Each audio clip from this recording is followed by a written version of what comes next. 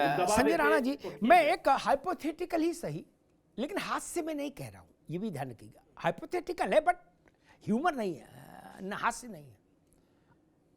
मैं जिस गति से विपक्ष को जाते देख रहा हूं एक विशेष गली के भीतर, अंधी सुरंग के भीतर, मैं इस बात को लेकर सशंकित हूं कि कहीं किसी दिन ये मांग ना हो जाए कि भाई कैबिनेट की फाइलें हमारे पास क्यों नहीं आती हैं। आधी उनके पास आए, आधी तो हमारे पास भी आए, हम भी विपक्ष में हैं। तब तो बड़ा संकट हो जाएगा, भारत के संसदीय लोकतंत्र ही खंडित हो जाएगा। जिस दिन ये डिमांड आ गई, बोले ठीक है आधे तुमने कर दिए, आधे पर दस्तखत तो हम भी करेंगे। बोले हमारा भी अलायंस है, तुम्हारा अलायंस है, तो हम भी चुनाव लड़ते हो, तुम लड़ते हो, तो संजय राणा तब तो इस देश में क्योस हो जाएगा। बिल्कुल अमिताभ जी, आपने सही बोला। देखिए, प्रजातंत्र की बात हो रही है, डेमोक्रेसी बचाने की बात अशोक भाई कर रहे हैं।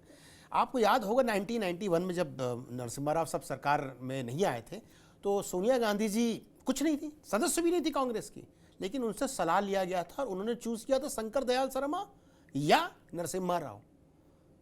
मेंबर नहीं है फिर भी चूज किए। और आप जो प्रश्न उठाया है कि मेरे पास फाइल लाओ, ये भी बताता हूं।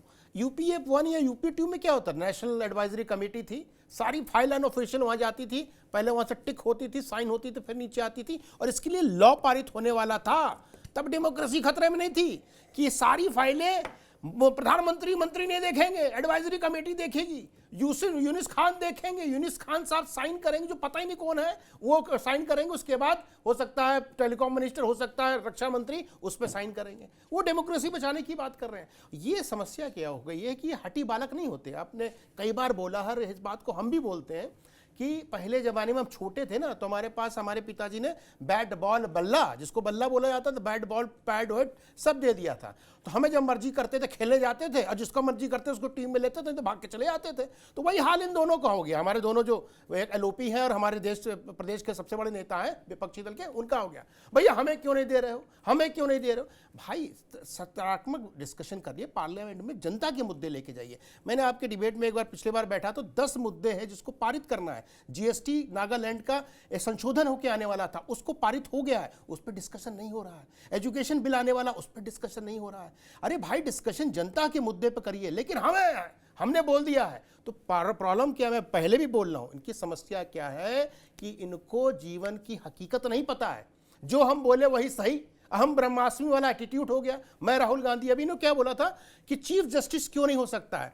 अभी कुछ दिन पहले की बात है, एक जज ने क्या बोला था, राहुल गांधी पे अपमानना का केस हुआ था कि वो व्यक्ति ही ऐसी बातें बोल सकता है देश की सेना के खिलाफ जो देशभक्त नहीं होगा। यही प्रियंका गांधी ने क्या बोला था, जज हमें सिखाएंगे, और वही जज की आप पैरवी करने बैठ जा रहे हो। भैया आप डिसाइड कर लो, इधर जाओगे उधर जाओगे, उधर जाओगे किधर जाओगे। समस्या होगी, कंफ्यूज्ड है दोनों को, दोनों नवयुवक है, बिल्कुल कंफ्यूज। राजनीति की आर नहीं आता, नीति तो खैर इनको पता ही नहीं है, तो राजनीति करें तो कैसे करें। ये आज एक मुद्दा उठाते हैं, कहते मजा नहीं आ रहा, इसको चॉकलेट, दूसरी चॉकलेट खा लेते हैं, तो दूसरा मुद्दा उठा लेते हैं, अरे इसको मजा नहीं आ रहा, कड़वी है थोड़ी सी। तो भैया राजनीति ऐसा नहीं होती, मुद्दे को लेकर चलना पड़ता है। भारतीय जनता पार्टी से आपको सीखना चाहिए। भाई मुद्दे जो भी उन्होंने पकड़े थे, चाहे जो भी हो, वो आखिरी दम तक लेके चले, उस पर अड़े रहे। तो आपको भी जनता के मुद्दों को लेकर चलना पड़ेगा, अपनी बातों को रखना पड़ेगा और कन्विंस जनता करना पड़ेगा। ऑटोमेटिक अब सत्ता में आ जाओगे, फिर खूब अपनी चिड़िया बैठाते रहना, कोई मना तो नहीं कर रहा है। जैसे मुर्गी अंडे सेती है, तब उसमें से बच्चे का जन्म होता है मुर्गी के, ठीक वैसे ही राजनीतिक दलों से मैं कहता हूं मुद्दे को सेइए, तब उसमें से फल निकलेगा।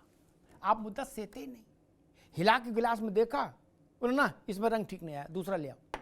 खैर, नावेशी को कहा जा रहा कि RSS सारी जगह छा गया। RSS कहीं काम नहीं करेगा। RSS का सदस्य ये किस सुप्रीम कोर्ट के जजमेंट में आया, पार्लियामेंट ने नियम बनाया, या अंबेडकर साहब लिख गए संविधान में।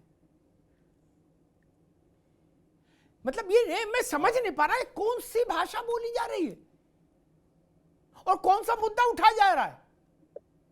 जिस संगठन के करोड़ों करोड़ सदस्य, उसको 1,00,000-2 लाख सदस्य वाले लोग कह रहे हैं कि नहीं नहीं इनको क्यों घुसने दे रहे हो। क्यों भाई साहब, ये क्यों नहीं घुसेंगे। नावश्यको जनता उनको जनादेश दे रही है। एक ही संगठन के हजारों लोग सत्ता के शिखर पर हैं इस वक्त भारत में, अलग केंद्र में और अलग अलग राज्यों में, एक ही संगठन के लोग। पूरे विश्व में सबसे बड़ा संगठन है, सबसे पुराना। और बात ये नहीं है कि वो 100 साल पुराना संगठन है, सबसे बड़ी बात है कि 100 सालों से वो सक्रिय है। 100 सालों में 100 घंटे भी ऐसे नहीं गुजरे जब आरएसएस काम नहीं कर रहा। ये बड़ी बात नहीं। हमें बहुत सारे पत्रकार मिलते हैं बहुत पुराने साहब, वो 40 साल पहले 4 साल नौजीवन में रहे थे, मैं उसको नहीं मानता हूं। आप कितने साल से सक्रिय हो, सवाल इस बात का है कि 200 साल पुराना संगठन है उसकी वैल्यू नहीं है, कितने साल से काम कर रहा है। आरएसएस की खूबी यह है कि वो 100 साल से निरंतर काम कर रहा है। न जाने कितनी सरकारें आई और चली गई, सरकार बनाने में कामयाब भी दशकों नहीं हो पाया, लेकिन सक्रिय रहा, काम करता रहा। इस बात का तो सम्मान करना चाहिए। और एक बात और बता दूं, ये तो भाई नेताजी के बहुत खास लोगों ने भी कहा था कि जब सपा जैसे दल सरकार में आते हैं तो कुछ संघ के लोग जो है सपा तो उस कैबिनेट में भी होते हैं।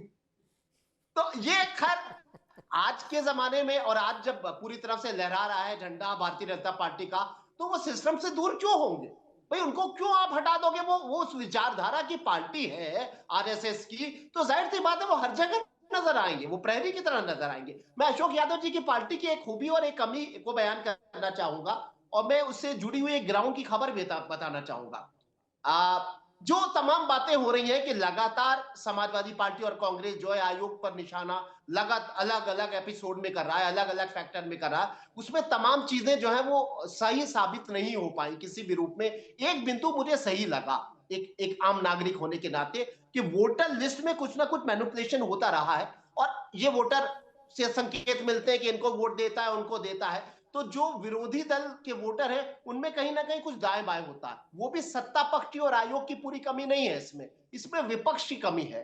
क्योंकि मैंने ये भी देखा कि अगर कोई दाएं बाएं लिस्टिंग में होता है कि इनका नाम नहीं है, वो गायब हो गया, कमी हो गई, पिताजी का नाम गलत था, वो वोट नहीं डाल सकते, तो उसमें आप प्रहरी बन जाइए। जैसे मैनपुरी में प्रहरी जब खड़े होते हैं समाजवादी पार्टी के, तो बंपर जीत होती है और 100% वोट पड़ता है।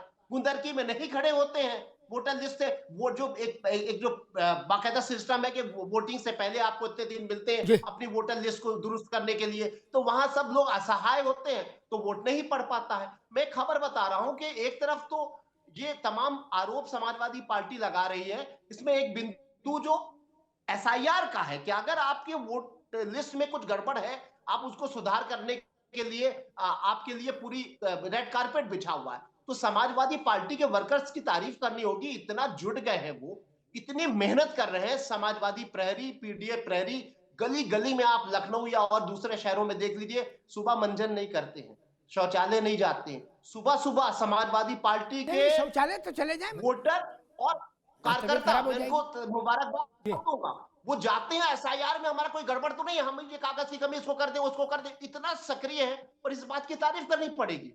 और एसआईआर को बड़ा धन्यवाद बोलिए कि अगर किसी की कोई गड़बड़ थी तो वो अपना सुधार करवा रहा है, 100% वोट पड़ेगा। ठीक है ना समाजवादियों का बिल्कुल ठीक बात कही नजर आ रही है। लेकिन सवाल इस बात का है कि जब आप हाथ पे हाथ रखे बैठे रहोगे तो आपका नाम कट ही जाएगा। मुख्य बात यह है। और आप ठीक बात कही नावेद भाई, रुकना होगा, मैं अशोक जी के पास चलूं। एक बात 10 सेकंड में कह दूं, समाजवादी पार्टी के लिए एक बड़ा दुर्भाग्य रहा है कि जिन मुद्दों पर वो हार जाते हैं कांग्रेसी समाजवादी पार्टी उसको बार बार उठाते हैं, और जिस पर वो जीत जाते हैं, दलितों के मुद्दों पर विपक्ष का ग्राफ बढ़ा लेकिन वो दलितों को भूल जाते हैं, दलितों का दान नहीं कर रहे हैं, उन अनावश्यक मुद्दों को उठा रहे हैं कि साहब नियुक्ति कैसे हुई, अब साहब नियुक्ति कैसे, उन मुद्दों के बजाय अगर आप दलितों की बात कर रहे होते तो शायद आने वाले चुनाव में आपको 2 कदम आगे आप बढ़ जाते। ठीक बात है। अशोक जी के पास चलूं, उससे पहले एक बात मुझे लगती है कि एसआईआर का तो केस इसलिए खत्म हो जाएगा, पंचम अध्याय आने वाला है कथा का। उत्तर प्रदेश का उदाहरण देता हूं, 25 तारीख हो गई, शायद 26 तारीख अब एक्सटेंड हो गई, उस तारीख तक जितने फॉर्म वापस नहीं आएंगे उन सबकी लिस्ट के किन किन के नहीं आए, 2 करोड़ हो, 2.5 करोड़ हो, जो भी बचे होंगे, अशोक यादव की पार्टी को, देवेंद्र प्रमुख की पार्टी को, बसपा को, आरएलडी को, सबके बीएलएस को दे दी जाएगी बूथ वाइज। अशोक जी, बूथ वाइज, ताकि बाद में टीवी पर आके बवाल नहीं करने का।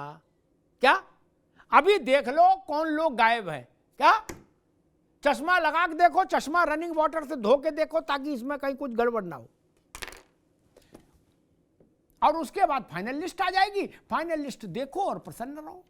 अशोक जी, ये काम बहुत अच्छा किया आयोग ने कि बीएलए को, सपा के बीएलए को, जिस बूथ का वो बीएलए है उसको भी लिस्ट मिलेगी। क्या? अपने बूथ की। कि रामलाल ने फॉर्म नहीं भरा, अब रामलाल पीडीए के हैं कि सीडीए के हैं, अशोक जी जाके चेक कर ले। अब क्यों नहीं भरा अशोक जी? इससे बेहतर तो कुछ नहीं हो सकता। फिर आपके पास आपके बूथ की लिस्ट आएगी कि इन लोगों ने फॉर्म जमा नहीं किया है, इनके नाम नहीं आएंगे। अगर ये फॉर्म जमा नहीं करेंगे तब तो आप कराई दोगे फॉर्म जमा। अशोक जी, अमिताभ जी, हम लोग लगातार कह रहे हैं कि एसआईआर का विरोध समाजवादी पार्टी नहीं कर रही है, बल्कि जो उसमें खामियां हैं उन खामियों पर हम लोग लगातार सवाल उठा रहे हैं। इलेक्शन कमीशन का हम विरोध नहीं कर रहे हैं, लेकिन इलेक्शन कमीशन की जो खामियां हैं उस पर हम सवाल खड़े कर रहे हैं। और अगर इस पे सवाल खड़ा करना ये हो कि आप जनहित के मुद्दे नहीं उठा रहे हो, आप इलेक्शन कमीशन के पीछे भाग रहे हो, तो समस्या हो जाएगी खड़ी। क्योंकि हम लगातार अगर जनहित के मुद्दे उठा रहे हैं, उठाते रहेंगे, इसमें कोई दिक्कत नहीं है, लेकिन जनहित के मुद्दों को उठाने के साथ साथ हमको जनता को जगाना भी पड़ेगा कि चुनाव आएगा, जब 10,000 रुपए बांटेंगे सरकारी कोष से, तो पैसा लेके रख लेना और वोट अपने हिसाब से देना। तो ये बात तो उससे भी ज्यादा जरूरी है कि रिश्वत दे करके सरकार सरकारी खजाने से जब आप अशोक जी 40,000 हम आएंगे। अशोक भाई एक मिनट हम आएंगे, 40,000 रुपया देंगे साल में। ये रिश्वत नहीं, ये पंजीरी है सत्यनारायण कथा की। ये क्या है? ये पंचामृत है। बिल्कुल, ये पंचामृत है। 40,000 रुपए की जो बात आपने कही, ये पंचामृत है। देवेंद्र प्रमुख कहें तो रिश्वत और आप कहो तो पंचामृत। अमिताभ मैं बता रहा हूँ, वही बता रहा हूँ। जी, देखिए, रिश्वत और जो पब्लिक पंचामृत वेलफेयर में अंतर होता है। वेलफेयर में अंतर होता है। रिश्वत है, चुनाव चल रहा है, चुनाव कल है, आज 10,000 रुपए दे दिए, ये रिश्वत है। ये मतलब वायलेशन है मॉरल कोड ऑफ कंडक्ट का। लेकिन जो सरकारी योजना के तहत जो लगातार 5 साल से योजनाओं के तहत जो चीजें पब्लिक वेलफेयर में दी जा रही, दैट इज नॉट ब्राइब, वो रिश्वत नहीं है। अभी हमारे भाजपा के साथी ने कहा, बस अमिताभ जी बस 10 सेकंड, हमारे भाजपा के साथी ने कहा कि हमारा समय बहुत अच्छा चल रहा है। अरे मित्र, आपका समय आज से थोड़ी अच्छा चल रहा है। आप तो आजादी के समय से मजे ले रहे हो। उस समय क्रांतिकारी अपनी जान दे रहे थे, उस समय भी आप दलाली करके मजे ले रहे थे। आज मजे आप भी आज ले रहे हो, क्योंकि जनता परेशान है और आप आज भी मजे। तो आजम खान कुछ और कहते थे, एंजॉय करने का इतिहास। नावेद शिको को याद होगा आजम खान क्या कहते थे जब सपा से नाराज थे। लास्ट में कहूंगा कि अमिताभ जी, आपने कहा कि हमारी सरकार है तो हम जिसको मन चाहेगा उसको बनाएंगे। बिल्कुल बनाइए, जो संवैधानिक अधिकार आपके पास है, सरकारी अधिकार, उसमें कौन माइक ला रोक पाएगा? भाई आप गवर्नर बनाइए, वाइस चांसलर बनाइए, जिसको मन बनाइए। लेकिन अगर आप ये कहेंगे कि सुप्रीम कोर्ट का जज हम बना देंगे और जो लिख के देंगे वहां पे कैबिनेट से, सुप्रीम कोर्ट का जज वही फैसला दे देगा, तब तो समस्या खड़ी हो जाएगी, नहीं हो रही। अमिताभ जी देखिए, 25 जनवरी 1950 भारत के चुनाव आयोग का गठन हुआ। 75 साल लगभग हो गए, लेकिन इस 75 वर्षों में चुनाव आयोग की इतनी क्रेडिबिलिटी खराब नहीं थी कभी, जिस तरह से हम लोग लगातार कंप्लेन कर रहे हैं। ठीक है नावेद शिको जी, ठीक है। अब भैया अशोक जी, ठीक है, अब रुकना होगा। मेरे पास है प्योर पाव भाजी का मसाला, प्योर पाव भाजी मसाला, पाव भाजी को टेस्टी बना डाला, सबका राजा आल प्योर मसाला। ये है सीक्रेट रेसिपी MDH का जीरा सिप जलजीरा मसाला। सिप जीरा सिप MDH का